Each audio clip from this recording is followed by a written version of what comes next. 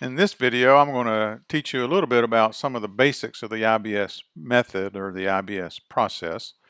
Now, I make an assumption that we're all praying through our Bible study process or method, or our time in Bible study. Some people who teach the inductive Bible study method will list prayer as the first step, and I honor that. But I make the assumption that prayer sort of undergirds everything that's being done in the Bible study process, and so I don't list it as an actual step in the IBS process.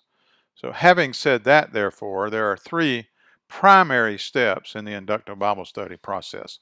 The first of those is observation, and I encourage you to write these down. Observation. What does the text say? That's what we're trying to discern in the observation phase, or the step of observation. What does the text say? As I mentioned in an earlier video, not what do we think it says, not what do we hope it says, not what does our pastor say it says, not what does my denominational theology say that it says, what have I thought in the past that it says, but we're attempting in observation to lay aside all of our preconceptions, all of our earlier notions, trying to lay aside everything like that and come to the text with an open slate so that we can actually see what the text itself says. And so that's what we focus on in observation.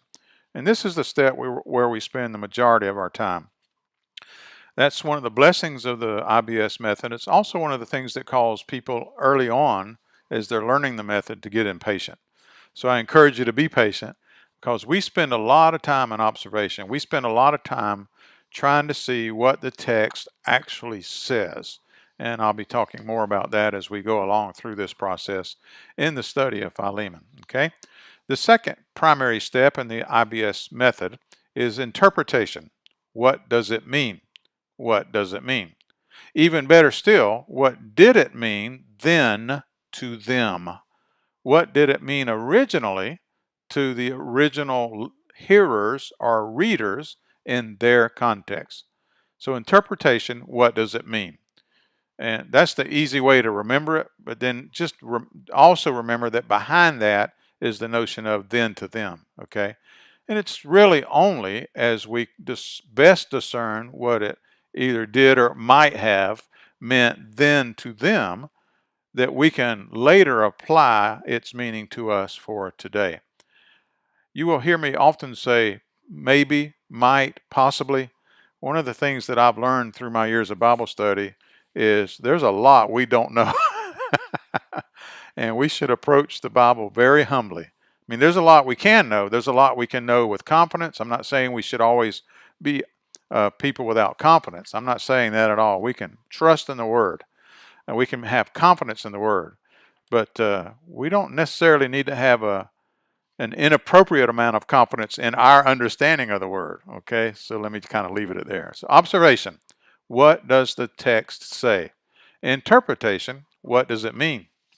And then application, what should I do? So we've spent a lot of time discerning what the text says.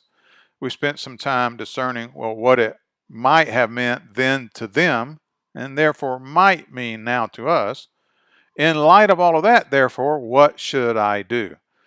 The whole goal of Bible study is to apply it. If we're not applying what we learn in Bible study, then we're not taking Bible study to its final fruition. It's not being allowed to bear the kind of fruit that God hopes that it will bear in our lives. I mean, we don't want to be like, remember in the book of James, it says, don't be like a person who looks in the mirror and then they look away and they've already forgotten what they look like. Don't be a double-minded person. And that's the kind of person we don't want to be with the Word either. We don't want to spend time looking at the Word, turn away from it, and immediately forget what it should mean for us, how it should apply in our lives. We want to become changed people. We want God to make us even more today into the person He designed us to be than we were yesterday, and even more tomorrow than we are today. So we want God's Word to have impact in our lives. And so that's what the step of application is all about.